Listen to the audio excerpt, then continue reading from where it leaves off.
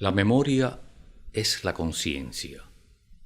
Si no hubiese memoria, estaríamos completamente perdidos, sin saber quiénes somos, ni quiénes son quienes nos rodean, sin saber en qué tiempo vivimos.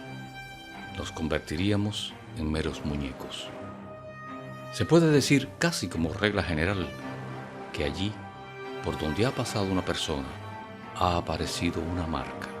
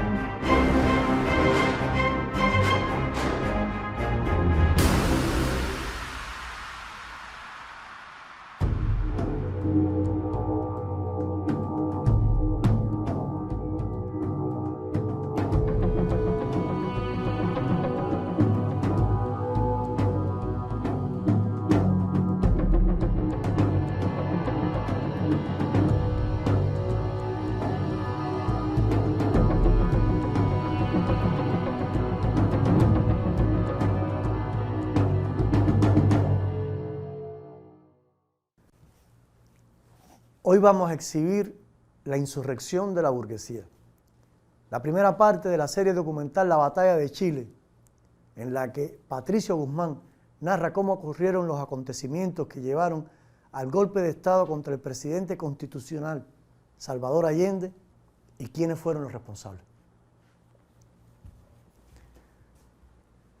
Pero situemos en contexto para comprender mejor el filme. En un contragolpe destinado a callar al núcleo intelectual de la izquierda radical revolucionaria y anular su influencia tras el triunfo de la Revolución Cubana, Estados Unidos se replanteó la batalla cultural.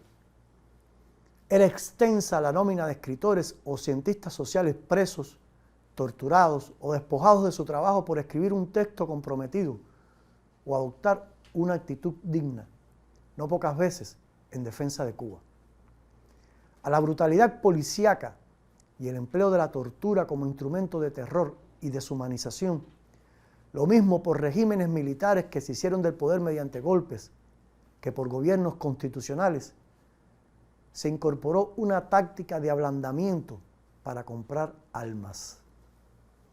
Estados Unidos hizo gran énfasis en el campo de las ciencias sociales. Le urgía establecer qué factores sociales, económicos y políticos podían influir sobre el crecimiento o declinación de los movimientos insurgentes y con la intención de captar fondos, varias de sus más relevantes instituciones de la enseñanza superior actuaron como brazo ejecutivo de su proyección internacional. Chile constituía una prioridad. Esta nación de 4.270 kilómetros de largo y 190 de ancho producía el mejor cobre del mundo. Un antecedente se tornaba peligroso. En 1932 su pueblo consagró la primera república socialista del continente e intentó nacionalizar el cobre y el carbón, pero la experiencia apenas duró 13 días. La antigüedad y pujanza de su movimiento popular y la inteligencia de su liderazgo trajeron consigo que a partir de 1956 la USAID entregara fondos a la Universidad de Chicago para implementar un programa de becas dirigidos a convertir a jóvenes de clase media y alta en líderes intelectuales de los asuntos económicos. Fue seleccionada como contraparte en Santiago la Universidad Católica. A la llegada de los estudiantes se creó el taller, en el que los profesores estadounidenses presentaban un diagnóstico de los problemas chilenos y ofrecían su receta. La primera graduación regresó a casa hechizada por las doctrinas de Milton Friedman y se les empezó a llamar los Chicago Boys. Varios de ellos comenzaron a impartir clases en la nueva Facultad de Economía creada en la Universidad Católica con el mismo programa, los mismos textos en inglés y los mismos dogmas aprendidos en Illinois con asesoría de profesores norteamericanos. En el año fiscal 1966, el Pentágono destinó 2 millones $463.000 a estudiar las condiciones sociales en Chile, conducentes a una situación política inestable durante el gobierno de Jorge Alessandri, cuya farsa de reforma agraria elevó la popularidad del senador socialista Salvador Allende. Un tanque pensante adscrito a la American University, que servía al Pentágono, creó el proyecto Camelot, un ejemplo de experimentación social para el manejo científico de gobiernos títeres. Encuestaron a todos los estratos sociales del país. Una de las preguntas revela su esencia. ¿Cuál será su actitud en caso de que el comunismo llegue al poder? De trabajar con los resultados se ocuparían la prensa chilena controlada por Estados Unidos y los clanes que dominaban la industria, la banca y el latifundio, encargados de conmocionar a la población mediante el terror psicológico a la posibilidad de una revolución. La CIA recibió $3 millones para evitar la victoria de Allende. Los fondos que inyectó el Partido Demócrata Cristiano le permitieron sentar en el Palacio de la Moneda a Eduardo Frei, que se presentó con la promesa de una revolución sin sangre, montada en el carrusel de la Alianza para el Progreso. Concebir una revolución impulsada por el imperialismo era como dejar la iglesia a Lutero, avisó Fidel Castro en carta pública. El líder cubano estaba claro: no más instalarse en el poder. Frei mediatizó la reforma agraria, realizó concesiones fiscales a la explotación extranjera del cobre que entregaron Chile a las transnacionales estadounidenses e incumplió su publicitada promesa de promover una campaña de alfabetización. Después no tuvo reparos en sofocar con sangre las protestas obreras y campesinas.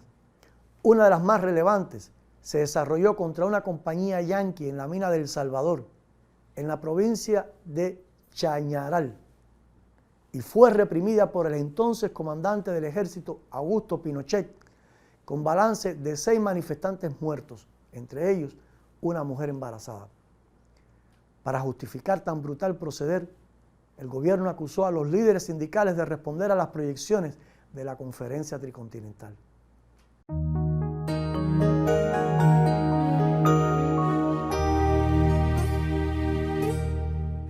Hola, qué bueno encontrarnos por acá. Les quiero hacer una pregunta. ¿Ustedes han escuchado la obra de Pablo Neruda en su propia voz? ¿No? Pues Marcas les hará ese regalo. Pero antes será el escritor, editor y profesor universitario Juan Nicolás Padrón quien nos acercará a este hombre, a este artista y a ese gran político que fue Pablo Neruda. Y su poema Fidel Castro. Pablo Neruda fue un niño que nació en una región, en la región de Maule, en el Parral, en 1904. A los 2 meses se quedó huérfano. Era hijo de un ferroviario. Y a él lo que le gustaba era escribir poesía, leer poesía y escribirla, pero el padre no lo comprendía bien. Y sencillamente se puso a leer y a buscar lo que a él le gustaba. Tuvo la suerte de tener una profesora que se llamaba Lucía Godoy. Lucía Godoy no es más y nada menos que Gabriela Mistral, que fue la que le inculcó a él precisamente la pasión por la poesía, por la literatura, le mostró los libros. Y a partir de ahí fue cuando se hizo joven, llegó a Santiago de Chile a estudiar como profesor. Y ahí publicó un libro que se llamaba Crepusculario, que no es nada menos que un libro de modernista, un libro de un joven que se lo estaba haciendo a su novia, a su enamorada.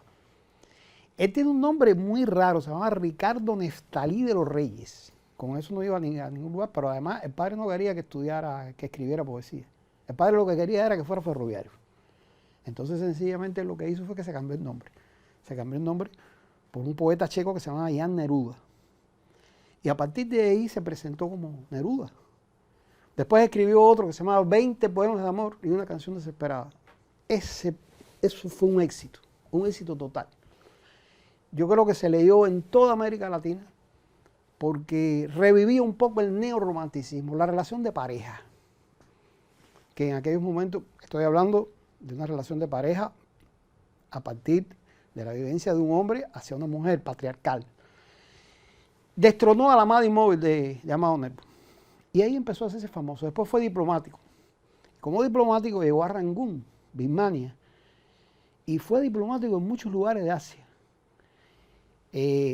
Europa, de América. Visitó el mundo, conoció el mundo como diplomático, siendo cónsul en Java, en Singapur, en Ceilán, en muchos lugares, en Buenos Aires, en Barcelona.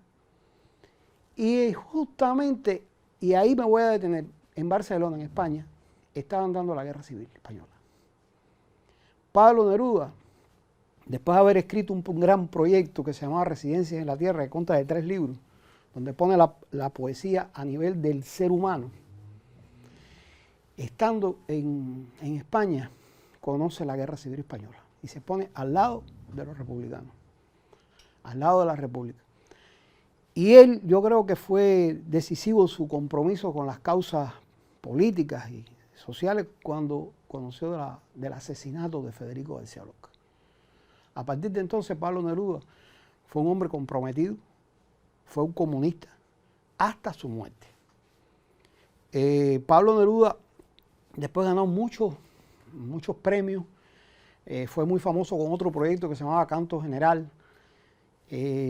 Hizo otro proyecto que son las Odas Elementales. Las Odas Elementales le hacía poesía a la cebolla, a la alcachofa, al caldillo de congrio, que es un caldo de un pescado. Quiere decir que Pablo Neruda se compenetró con el pueblo chileno, con sus comidas, con sus saberes, con sus cosas populares. Fue un hombre que estuvo al lado de las causas del pueblo chileno. Y ya era un hombre que había participado con muchos intelectuales cubanos, conocía a Guillén, conocía a Alberti, estaba muy comprometido con la causa del pueblo chileno, por el socialismo, por el comunismo, porque él era del Partido Comunista. Y en 1960 él llega a Cuba con un libro que se llamaba Canción de Gesta. Canción de Gesta fue un libro que él hizo de admiración a la Revolución Cubana. Nuestro consejero cultural en París, Fernández Retamar, fue quien lo trajo para Cuba.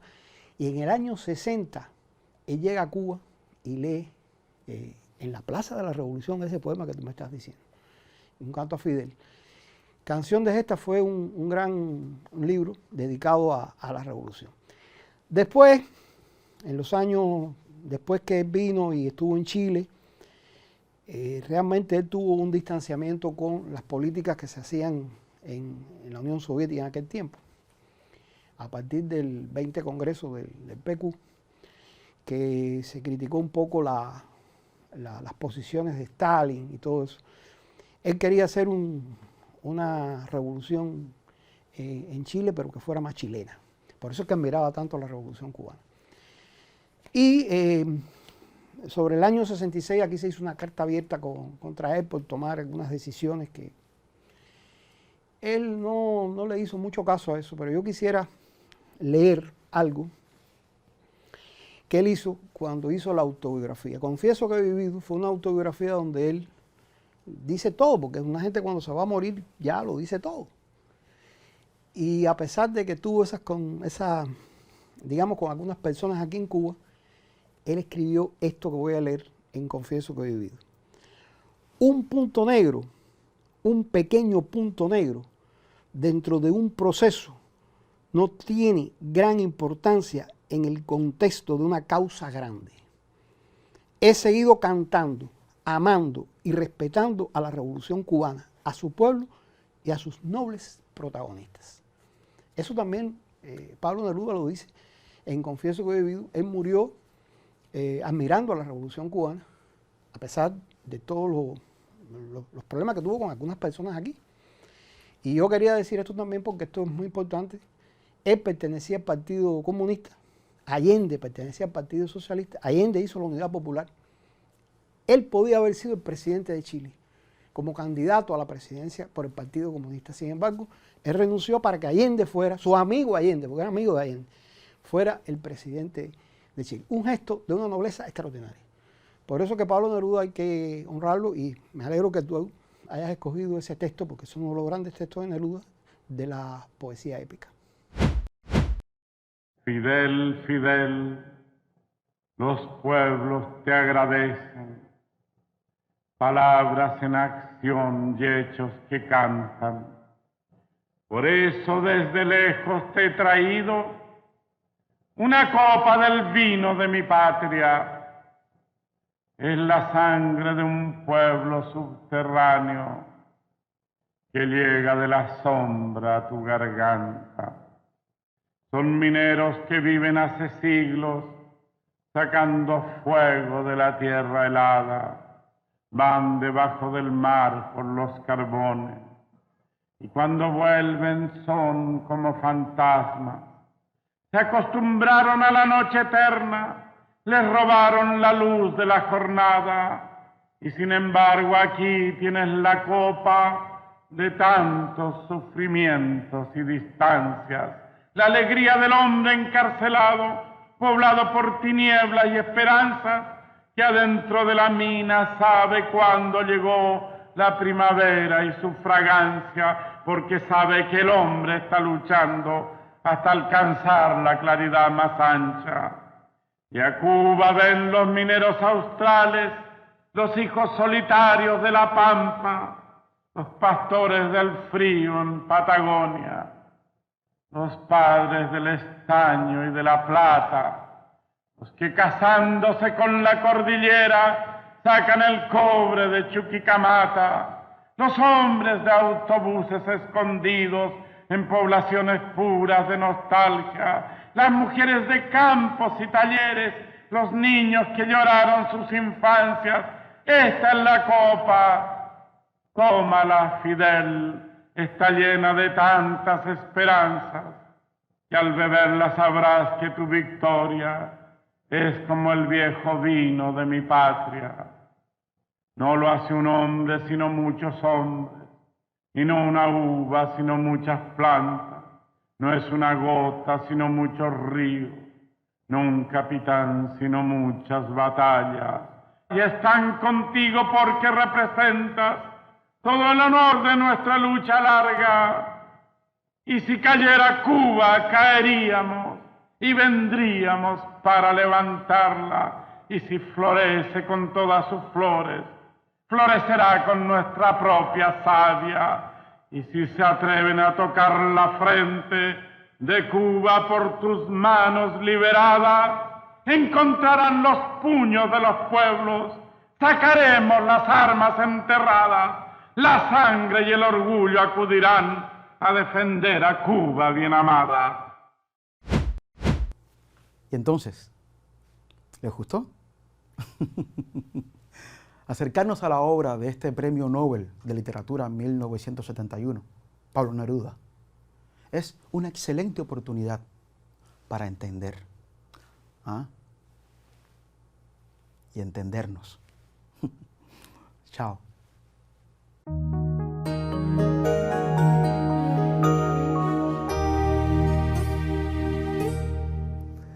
Por más que lo intentó, 4 años más tarde, a la administración Nixon le resultó imposible impedir la victoria de Salvador Allende en las presidenciales del 4 de septiembre de 1970, las más disputadas en la historia del país, bajo un clima tenso y febril. Allende obtuvo el 36% de los votos con el apoyo de una coalición de fuerzas de izquierda constituida en la Unidad Popular, pero Alessandri consiguió el 34,9% y al no obtener una mayoría absoluta el Congreso debía pronunciarse. La estación local de la CIA y el embajador estadounidense Edward Corry se movilizaron para bloquear la toma de posesión del senador socialista.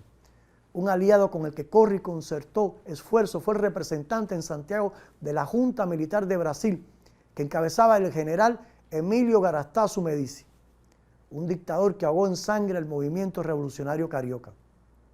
Nada pudieron conseguir. Era mucha la presión popular y el 24 de octubre de 1970 el Congreso ratificó la victoria de Allende, 153 votos contra 35. Por primera vez en la historia, un político de orientación marxista llegaba al gobierno a través del sufragio popular. comenzó una experiencia difícil y única. Transitar al socialismo dentro de las reglas de la democracia burguesa, con un parlamento de derecha que no le dio tregua. Una de las pocas leyes que consiguió pasar fue la nacionalización de la gran minería del cobre. La naturaleza radical de su programa de transformaciones sociales, económicas y políticas para modernizar el Estado y acabar con la pobreza en el país, despertó una oposición frontal por parte de Estados Unidos en medio del contexto de la Guerra Fría.